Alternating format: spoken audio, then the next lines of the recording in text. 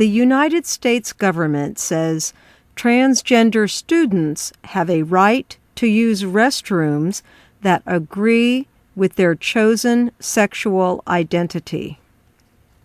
The Obama administration sent a letter containing its guidance to all U.S. public school districts last week.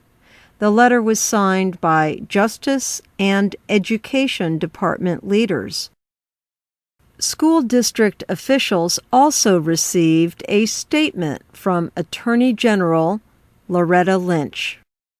It said, "There is no room in our schools for discrimination of any kind, including discrimination against transgender students on the basis of their sex."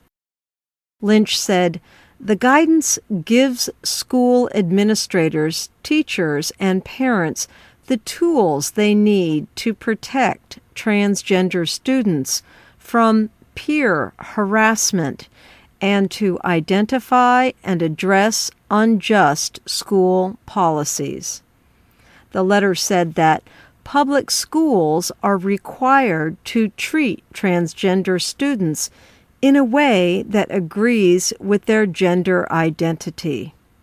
It said this is a requirement even when a different sex is listed on a student's education records or identity documents.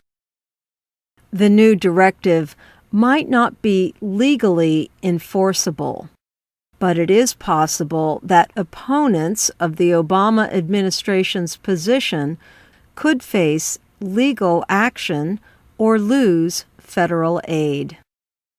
The letter said that schools may not require transgender students to have a medical exam before treating them according to their chosen gender identity.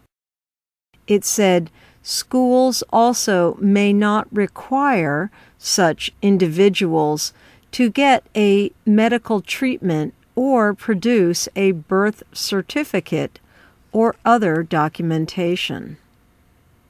The letter was sent soon after the Obama administration brought legal action against the state of North Carolina. In March, the state's legislature approved a bill that became law. It requires transgender people to use bathrooms that match their sex at birth instead of the gender with which they now identify. North Carolina is the first state that bars people from using large bathrooms in public buildings that do not match the gender on their birth certificate. Attorney General Lynch called the North Carolina law state-sponsored discrimination. She said it reminded her of a time when African Americans were barred from public buildings and when states could decide who is permitted to marry.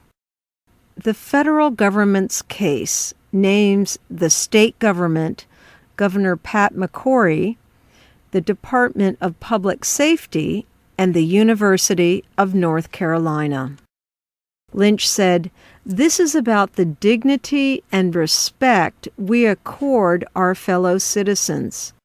She said the North Carolina law has caused, in her words, emotional harm, mental anguish, distress, humiliation, and indignity to transgender people.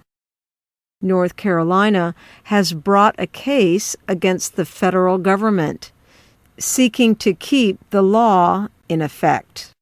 McCrory and other supporters of the law say it is necessary to protect privacy in public bathrooms and guard against men using women's restrooms to spy on women. But Lynch said the state invented a problem that does not exist, so it can discriminate against and threaten people.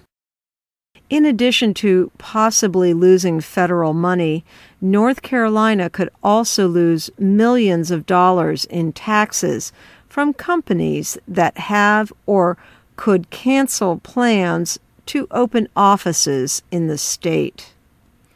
In April, an opinion survey found that Americans are divided about which public bathrooms should be used by transgender people. It showed 44% of those asked said people should use bathrooms that match their biological gender.